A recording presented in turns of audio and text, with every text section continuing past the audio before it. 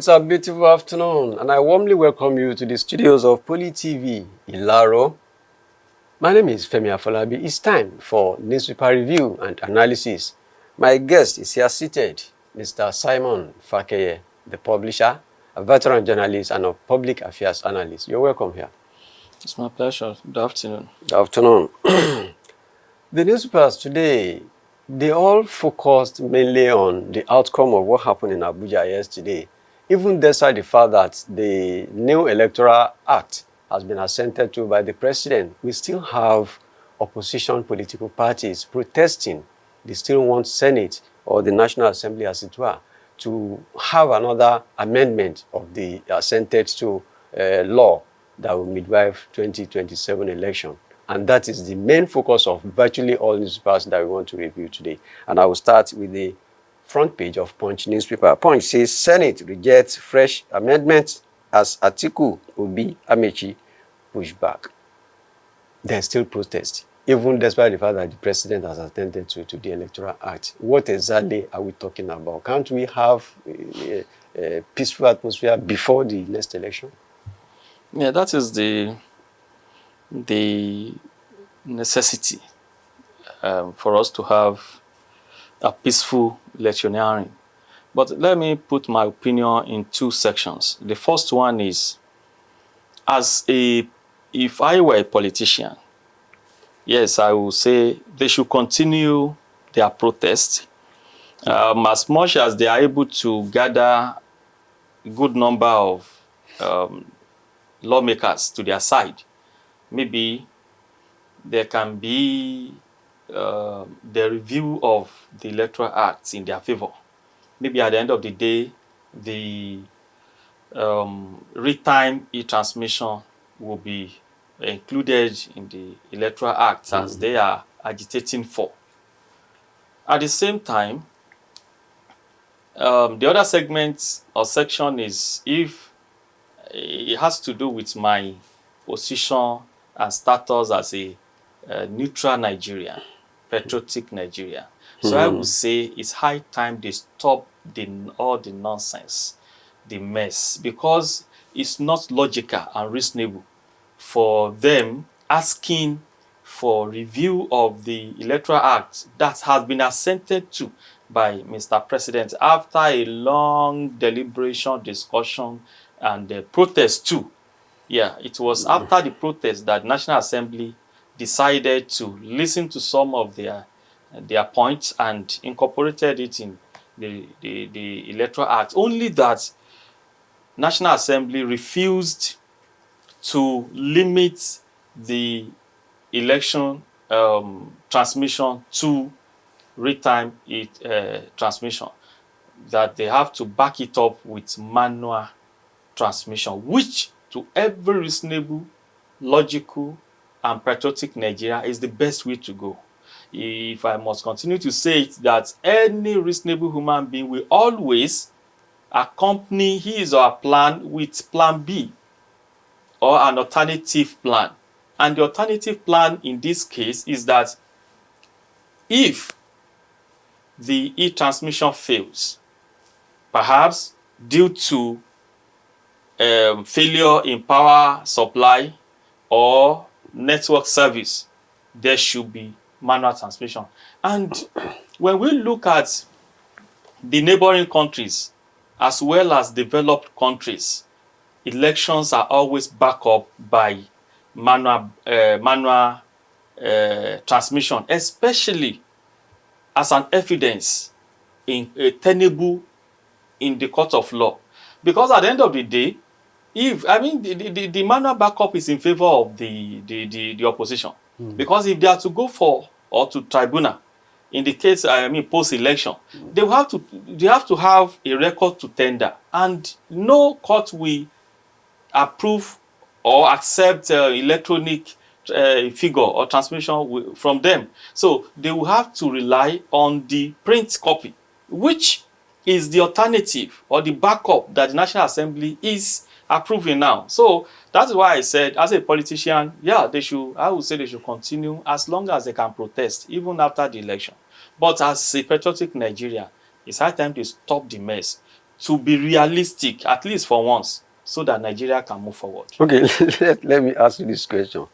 This back and forth that we are having on this electoral act and the behavior of the politician, will you say their behavior is of national interest or selfish interest? Why I ask that question? When you look at them, all of them, in Labour Party, in ADC, in PDP, in APC, virtually all of them at one point in time had belonged to the same political party. Talk of the PDP of the year, or the long PDP days, and the APC, the CACN, and whatnot. They know themselves. Maybe that is why they are shouting now, because if you find yourself in opposition, you know what those in the ruling party are capable of doing, because you had at a point in time belonged to the same political party. You know your vision.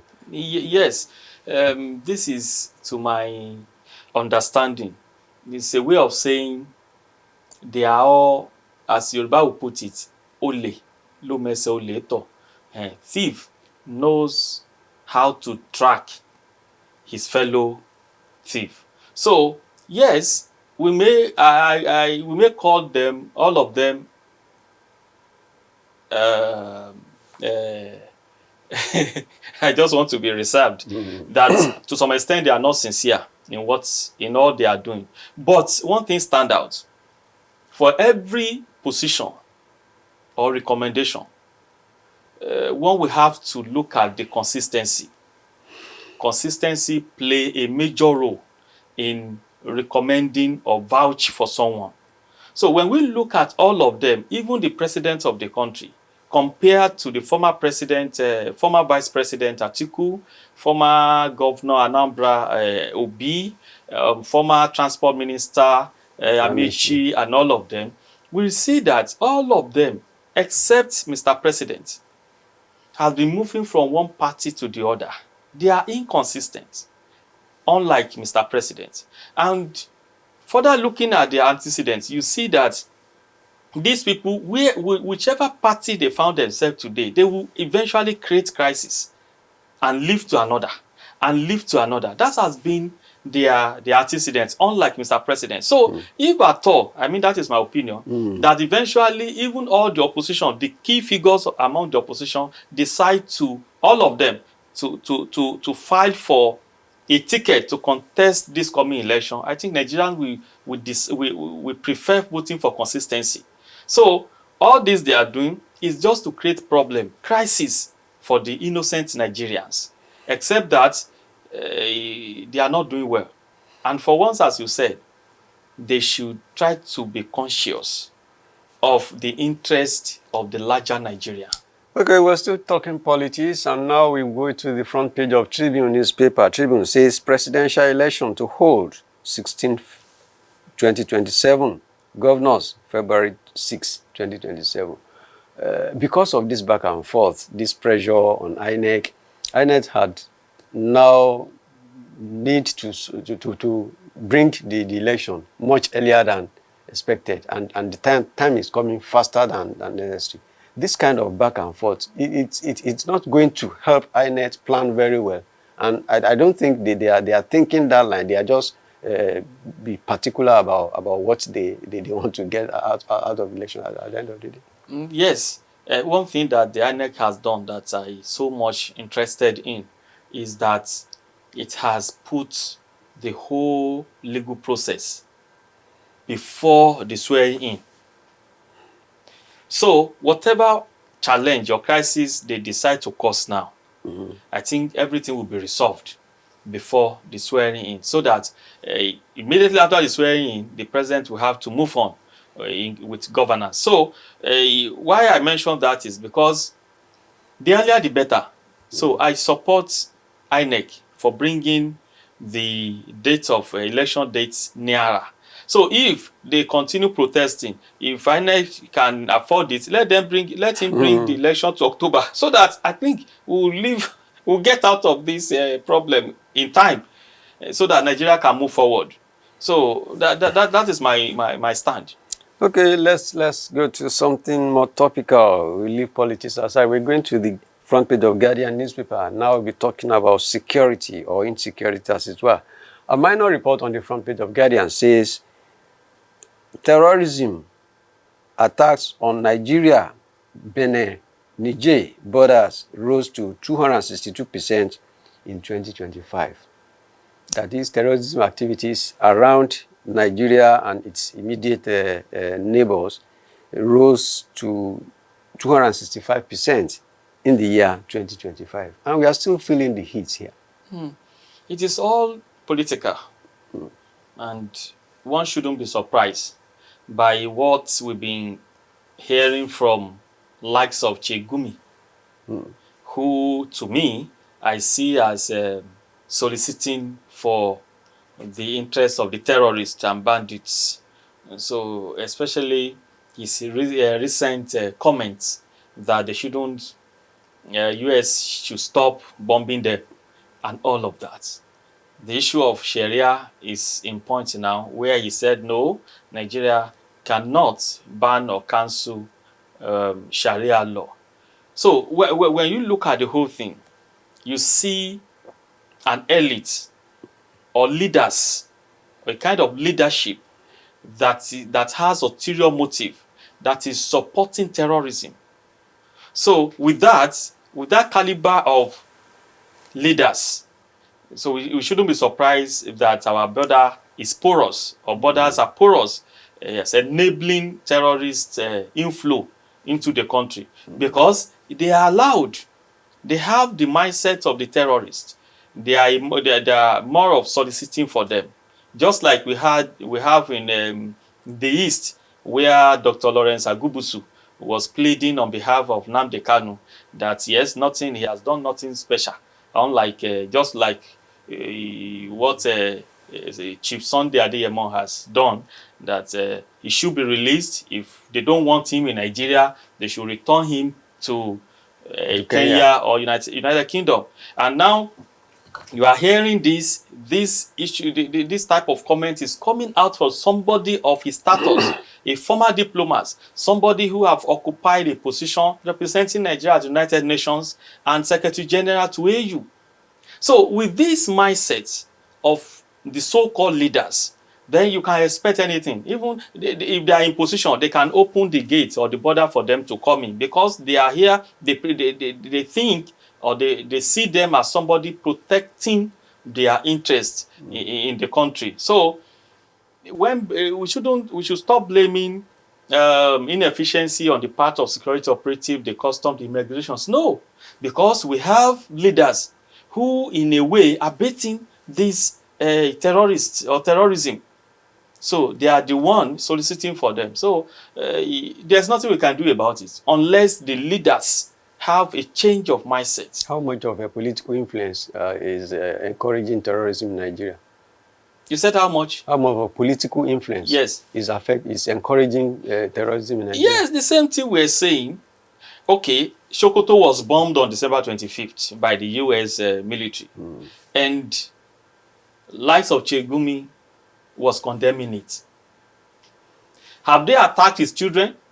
No, but terrorists who killed not only the military operatives of military personnel, but innocent Nigerians, children, widows, and all of that. So these people are happy seeing that terrorists are getting more ground in the country. So it is all, I said it earlier, it is political.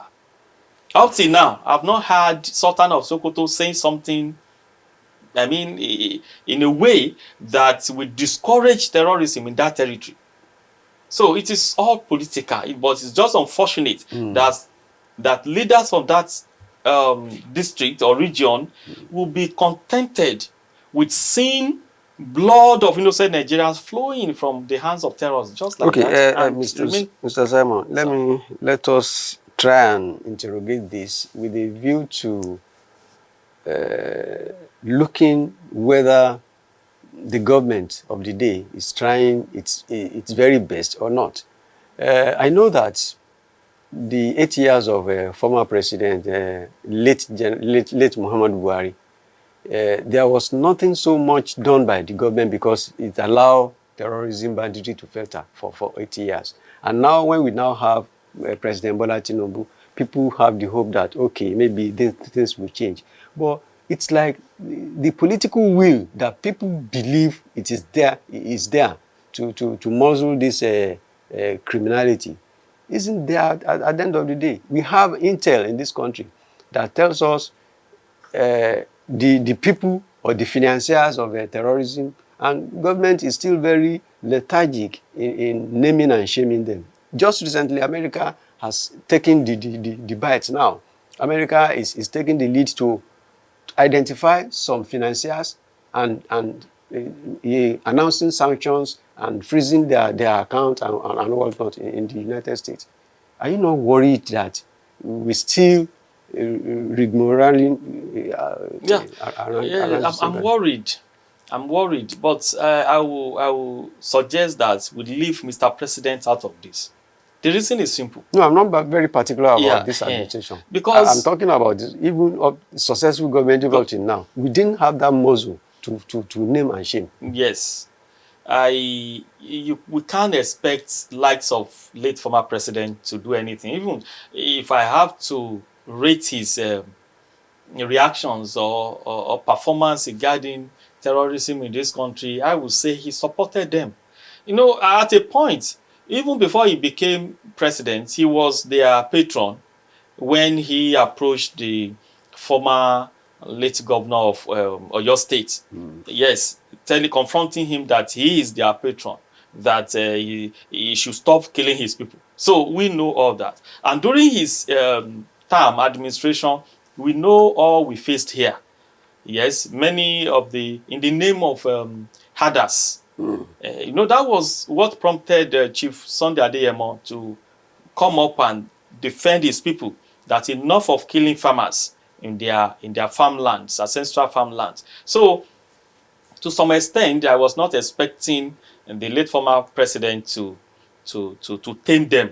But this present administration, I think we all can see, and I believe the president has done enough to gain our applause, because when majority of Nigerians are clamoring for the involvement and intervention of the US, he accepted. He sent delegates to the US, and they reasoned together. At the end of the day, America sent troops, America sent equipment, military equipment, and all of that. As we speak, there is presence of over 100 US soldiers on ground. So even if Mr. President doesn't have the will with that to tackle the insurgents, I think he has sought as a help from powerful military nation by the name US, and they are on ground. Okay. Now, as for the muzzle to put an end to the insurgents by former president, yeah, we have former President Goodluck Jonathan.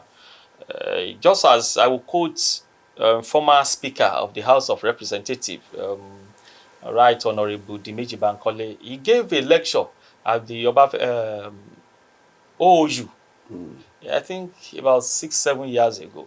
There, after the speech, so one of the students asked him a question, and he now said, when he was as the speaker, he was able to witness what really happened. He gave an example that as a speaker, they gave him 30 aides. And among the 30, majority of them are older than him. And he didn't know them from anywhere.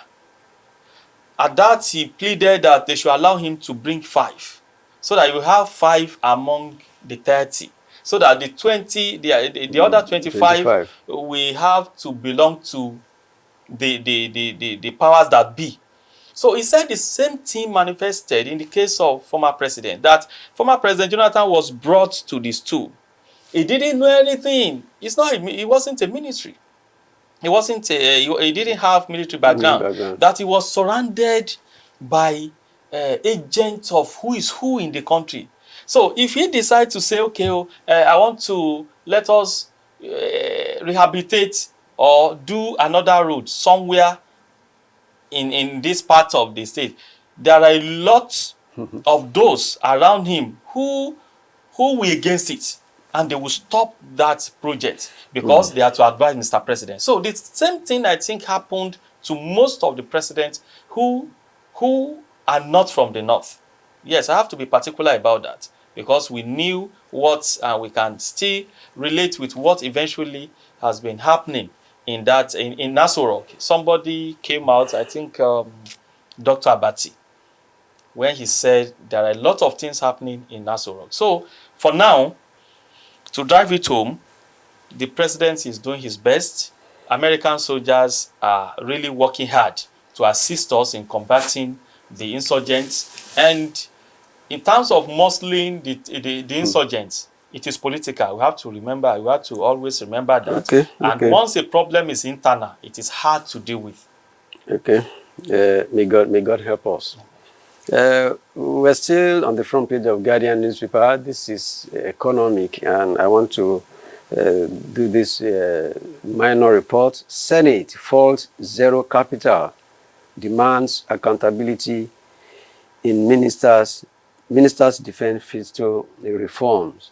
What that story in essence is saying is that we had some ministers coming out lately to say that the allocation to their ministry for various projects last year were not back with the cash. So they didn't have money to implement the projects allocated to their ministry. So, and what the government wanted us to believe was that the 2025 budget was implemented and it was perfect and it was all not. And so now Senate is saying we want to probe the zero allocation that you are talking about.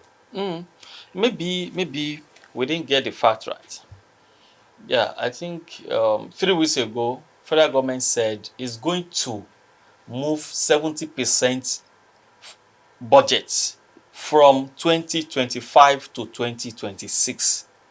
And that implies that there was zero capital from the 2025. So now the simple meaning of all of that is that there was actually capital budget for capital projects in 2025, but there wasn't enough fund to execute the projects. So the ministries who submitted the budget were waiting for money or fund to process the project, but the money was not forthcoming as at 2025. So the federal government now decides to transfer it to 2026. The Senate or the National Assembly are now complaining that why was funds not released for 2025 budget. So I think the answer is already answered. I mean, the question is already answered. There wasn't enough money to fund the budget. So they should look inward. The National Assembly should look out. Over the years, Nigerians have been agitating that their emolument, their salaries, their benefits should be reduced so that Nigerians can breathe. So they should stop probing. They should probe inward first to ascertain where was the fund. So they have answer to give than asking the presidency or Nigerians, innocent Nigerians. Okay, by way of rounding up, there's this pictorial story on the front page of Nation newspaper. We have similar thing in the Guardian. Protesters mounted roadblock at the office of NAFDAC in Lagos and Abuja, protesting the continuous enforcement of the ban of sachet alcohol drinks. And they're saying that if that policy is enforced, over 5 million Nigerians will lose their job. So do you have any sentiment or counter opinion about that? Yes, both. I have sentiments about it. I'm sentimental about it, and I have counter. The issue of the sentiments has to do with, one, yes, millions of jobs will be lost. Then two, are we saying that Nigerians are morons who cannot decide for themselves when to continue drinking or when to stop? Yes.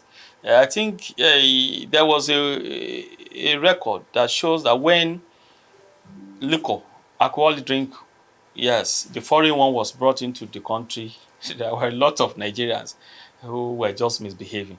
And we have it today also. So The issue of the sentiments, briefly, is that, well, they are human beings, they are mature, they have their reason to choose what they want.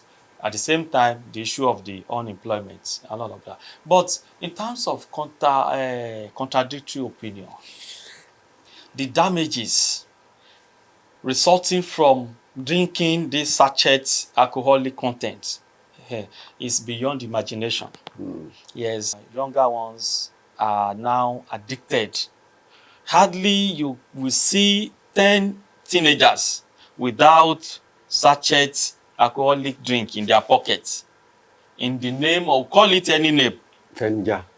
So it's a serious, dangerous sign.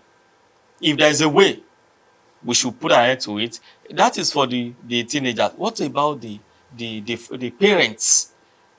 Nearly a good percentage of fathers, grandfathers, even women, mothers are taking this alcoholic content. Maybe they believe it will energize them and all of that.